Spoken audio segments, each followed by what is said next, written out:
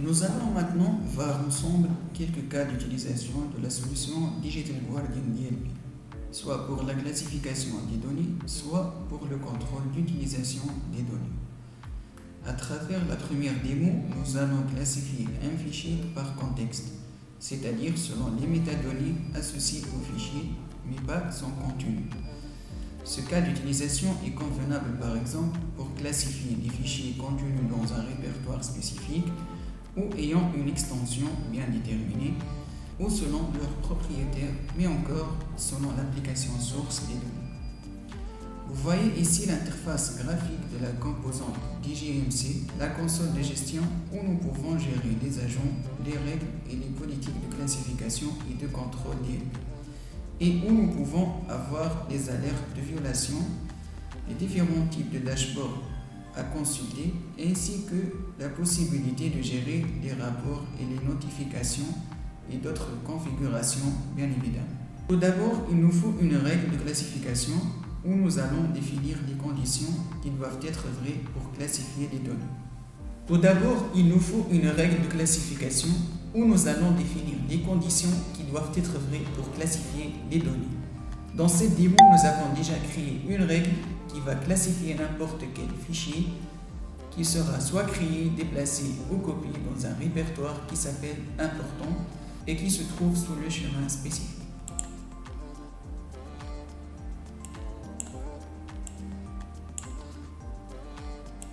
Nous devons évidemment nommer la règle, la donner une description, l'associer à une catégorie pour pouvoir grouper les règles et les filtrer, définir les plateformes sur lesquelles elle sera valide et aussi activer ou désactiver la règle. La définition des conditions de la règle est sous le syntaxe XML, comme vous le voyez. Mais ne vous inquiétez pas, parce qu'il y a un utilitaire de construction de la règle qui s'appelle Rule Builder Wizard.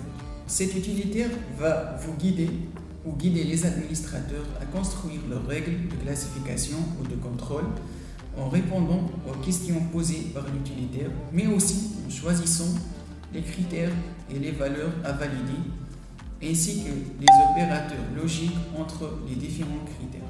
Vous aurez un grand nombre de critères à choisir et différents types d'opérateurs logiques vous permettant ainsi de définir spécifiquement les conditions de vos règles. Les conditions vont déterminer quand notre règle sera validée. Dans ce démo, nous allons classifier les fichiers qui sont soit copiés ou déplacés dans le répertoire important, soit créés dans le répertoire ou déplacés dehors. L'étape suivante sera la création d'une politique qui va être appliquée au niveau des endpoints, bien sûr par les agents installés, et qui contient un ensemble de règles à vérifier avant de classifier les données. Dans cet exemple, nous avons déjà créé une politique l'associer à une catégorie. Nous avons aussi défini le tag de classification dans le paramètre Classified As. Et nous pouvons aussi nous donner une description.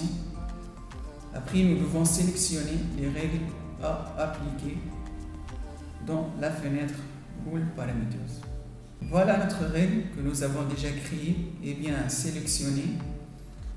Puis finalement, nous devons sélectionner les endpoints ou les groupes d'endpoints sur lesquels la politique sera appliquée.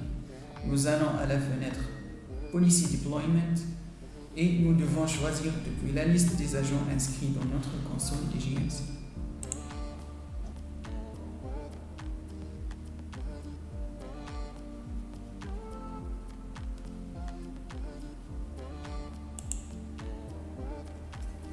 Une fois notre politique est créée, nous devons la déployer soit à la demande, soit selon un temps spécifique via un schedule. Nous allons donc sélectionner notre politique et puis choisir Deploy Selected Policies Now, c'est-à-dire maintenant, pour déployer la politique immédiatement. Sinon, nous pouvons choisir l'option Schedule pour programmer le déploiement ultérieurement. Dans cette phase, il faut noter quelque chose. L'agent sollicite périodiquement la console DGMC pour d'une part fournir les événements suivis par les données au niveau des endpoints mais d'autre part pour vérifier s'il y a des changements de configuration ou de nouvelles règles ou politiques qui y sont appliquées. Cette période est configurable et peut atteindre au minimum 1 minute. Si nous vérifions au niveau de l'agent, toujours dans la DGMC, nous allons voir qu'une nouvelle politique est en queue pour être prise en charge par l'agent dès qu'il sollicite la console. Nous allons accélérer les choses au niveau de l'endpoint sur lesquels nous avons appliqué la politique. Digital Guardian offre un outil qui vous permet d'inciter l'agent à solliciter immédiatement la console DGMC avant même que la période de connectivité soit atteinte. Nous allons exécuter l'outil DigiET qui est disponible dans le package d'installation de l'agent et puis nous allons vérifier au niveau de la console, exactement au niveau des tâches planifiées de l'agent, que la tâche n'est plus en queue, donc elle est bien prise en considération par l'agent. Et du coup, nous pouvons tester la classification selon notre règle que nous avons créée tout à l'heure. Maintenant, nous allons créer un nouveau fichier au niveau du bureau.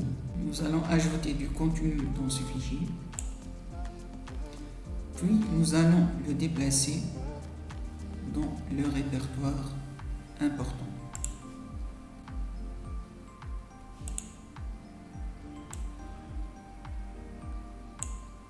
Au niveau de la machine, on peut trouver les informations de classification associées au fichier suite à son classification grâce à l'outil DigiCI. Encore disponible dans le package d'installation de l'agent. Nous allons sélectionner notre fichier.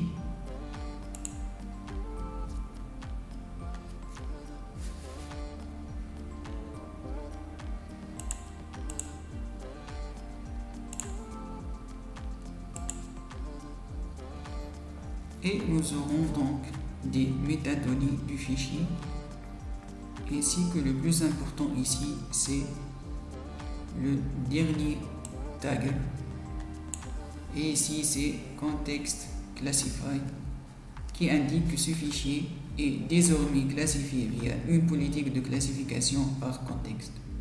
Le même cas, si je crée un nouveau fichier dans le répertoire,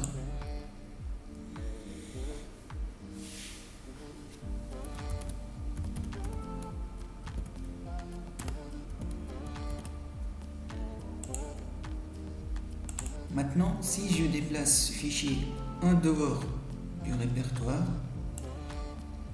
nous allons voir la classification du fichier.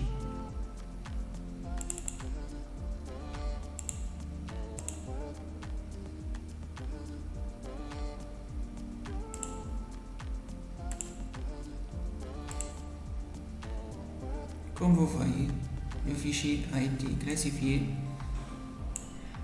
via le tagger Context Classified, c'est-à-dire par son contexte.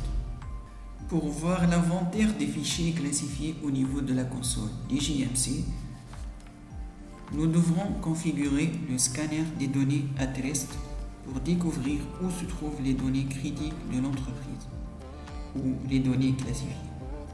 Le scanner peut être planifié pour fonctionner automatiquement à des intervalles de temps définis.